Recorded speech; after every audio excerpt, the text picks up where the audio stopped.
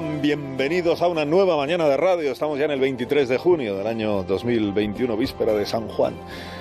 Últimas 4 horas de prisión para los 9 condenados por sedición a los que ayer indultó el gobierno de nuestro país. El momento en que el gobierno quiere creer, ese momento en que salgan de prisión, se dé por extinguida la pena carcelaria, momento que el gobierno quiere creer que va a ser el del comienzo de una nueva fase, una fase de, ya sabes, de relajación de la tensión social y política en Cataluña, Cataluña en España. En eso consiste, en resumen, la utilidad pública que el presidente invoca y que el gobierno invoca en los expedientes que ayer se aprobaron, ¿no? Rebajar la tensión, recuperar la convivencia. Son conceptos seguramente imposibles de cuantificar, de medir, de objetivar, ¿no? ¿Cómo medir la tensión social y su rebaja? Este año ha habido más o menos tensión social en Cataluña que en 2017, por ejemplo, o que en 2014, cuando la primera consulta aquella que se inventó Artur Mas. ¿Cómo medir el grado de convivencia? Teniendo además en cuenta que para el bloque independentista nunca ha habido un problema de convivencia en Cataluña. El gobierno independentista catalán siempre ha negado que exista una fractura social. Por eso seguramente no entiende que se hable de reencuentro, porque para ellos, o eso dicen, nunca ha dejado de reencontrarse nadie. Pero bueno, este es el diagnóstico y esta es la apuesta que hace el presidente Sánchez, y solo el tiempo permitirá saber si, al margen de lo que cada uno opine hoy sobre los indultos, sobre sus indultos, solo el tiempo permitirá acreditar si el presidente acierta o se equivoca en su diagnóstico y en el tratamiento que ha recetado para la cuestión catalana. Muchos de quienes públicamente están apoyando los indultos admiten que en buena medida es un acto de fe. Javier Cercas, por ejemplo, en la tribuna que hoy publica el diario El País. Pero oye, a veces la fe mueve montañas. Eso se dice, la fe mueve montañas. Hoy tiene una nueva oportunidad el presidente de hacer lo que hasta hoy no ha hecho, que es informar. Informar al Congreso de los Diputados. El Congreso de los Diputados es la institución que representa a la sociedad española. Tiene hoy la oportunidad el presidente de extenderse en la información al Congreso de los Diputados, es decir, al conjunto de los españoles, sobre la histórica decisión que él ha tomado. Porque le está quedando un poco incoherente a Sánchez la trascendencia que él mismo atribuye a su decisión. La ha calificado de hito, de paso histórico. Ha dicho que es el principio para hacer de España un país nuevo.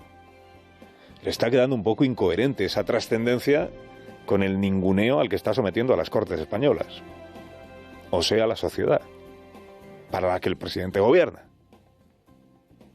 Claro, un jefe que tiene un plan histórico que comunicar a los ciudadanos acude a donde están representados los ciudadanos, el hemiciclo. Sánchez no lo ha hecho todavía.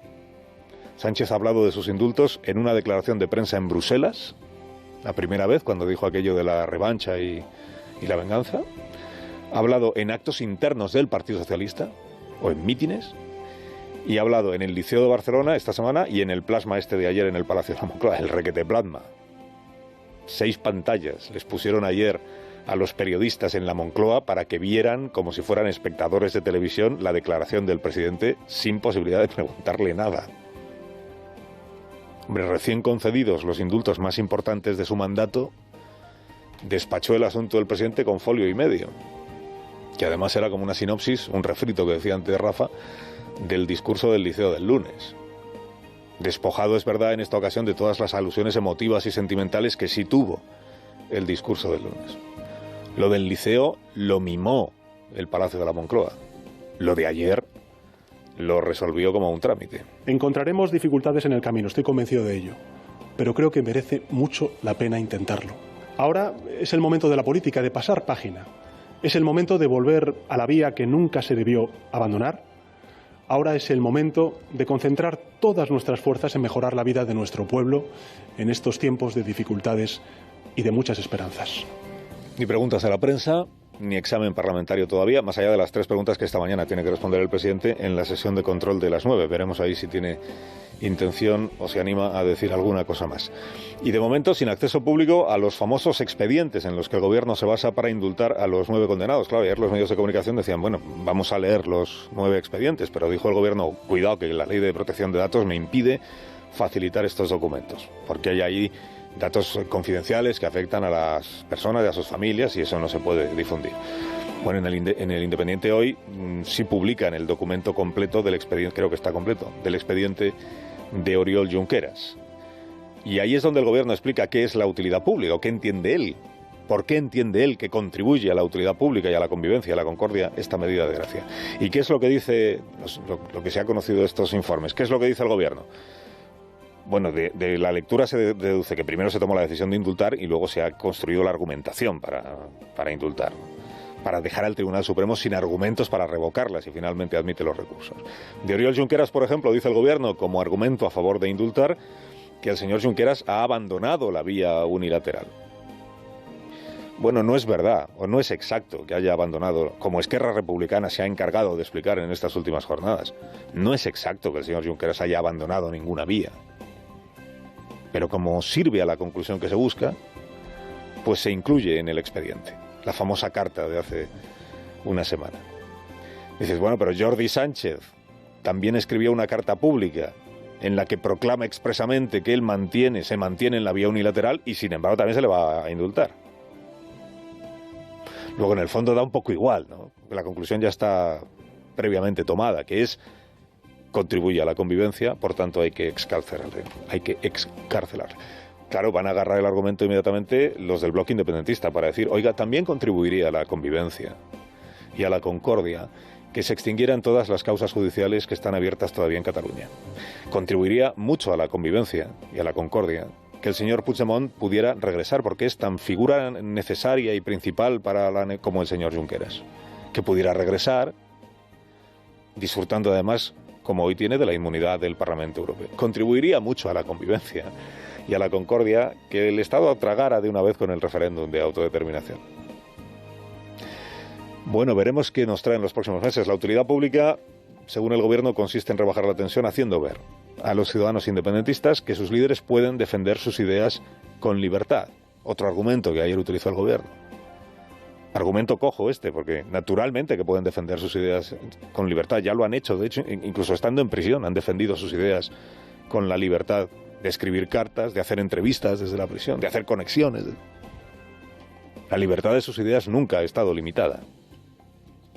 Ha estado limitada su libertad de movimiento, en cumplimiento de la pena por los delitos que cometieron. Son argumentos un poco resbaladizos estos que hace suyos ahora el gobierno. Convendría que aclarara hasta dónde quiere resbalar. Diagnóstico del Ejecutivo, por tanto, estas 9 personas saldrán de prisión. Eso servirá para rebajar la tensión social y política en Cataluña. Pues a la espera quedamos. Mire, si en efecto es eso lo que sucede, habrán de reconocerle al gobierno el acierto en el diagnóstico, incluso aquellos que hoy discrepan de la medida de gracia que ha elegido. Por la misma razón, si no es eso lo que sucede, si la tensión no remite, habrá de reconocer el gobierno su error en el análisis y en el tratamiento de la cuestión catalana. Que en todo caso no sería lo peor que nos podría suceder, que el gobierno se equivocara en el diagnóstico. Lo peor sería que indultar a los condenados no solo no tenga el efecto positivo que se desea, sino que trajera consigo algún efecto negativo. Por ejemplo, que repuntara la tensión. Al cabo de estos 3 últimos años en los que pandemia mediante, tampoco parece que en Cataluña haya habido más tensión que en 2017, o en 2014, cuando la primera de Artur Mas, o en las elecciones de 2015, cuando se juntaron Esquerra y lo que entonces era todavía la herencia de Convergencia para el Junts pel Sí, ¿no? Y el programa abiertamente independentista. Bueno, de momento que sabemos hoy que el bloque independentista asume los indultos como la reparación de una injusticia y el reconocimiento de que hay represión que sufren los catalanes. Y exige el bloque independentista ya lo siguiente, la siguiente pantalla, que es no más causas judiciales en Catalunya, que se acaben las que estan abiertas, regreso de Puigdemont i referèndum d'autodeterminació. És hora d'un referèndum acordat i que compti amb aval internacional com desitja una amplíssima majoria de la ciutadania de Catalunya. Y ojo, hace causa común con el gobierno independentista de Cataluña un partido que forma parte del gobierno de España, que se llama Podemos, favorable al referéndum de autodeterminación, favorable a que se extingan todas las causas judiciales, favorable a que regrese el señor Puigdemont inmune, favorable a todo lo que está reclamando el gobierno de Cataluña. Ayer Podemos pidió perdón. Es el que tiene Podemos cargo de conciencia por algo que haya hecho Podemos. Esta es la otra novedad de esta negociación que ahora se presenta como novedosa. La novedad en comparación con las negociaciones anteriores que ya intentaron otros presidentes de gobierno. Hay dos novedades. Una es que ya hubo una proclamación de independencia que fracasó. Por tanto, los líderes independentistas ya saben a qué atenerse, ya saben lo que hay. Esto hasta el 17 no lo sabían. Y la segunda es que por primera vez en el gobierno de España hay un partido que comulga con el independentismo en la principal de sus tesis, que es el pretendido derecho de Cataluña a autodeterminarse. Esto antes tampoco lo había, hasta que ha llegado el gobierno de coalición. De tal manera que en la mesa de negociación que fabricó Sánchez hay 4 partidos que abogan por la autodeterminación. Podemos, En Común, Esquerra y Junts per Catalunya. Y hay 2 que rechazan la autodeterminación, que son el PSOE y el PSC. En los debates que mantengan en esa mesa ya se sabe sobre esta materia cuál va a ser la posición mayoritaria. La autodeterminación. Posición mayoritaria de esa mesa, no del país y no del Parlamento. Carlos Alsina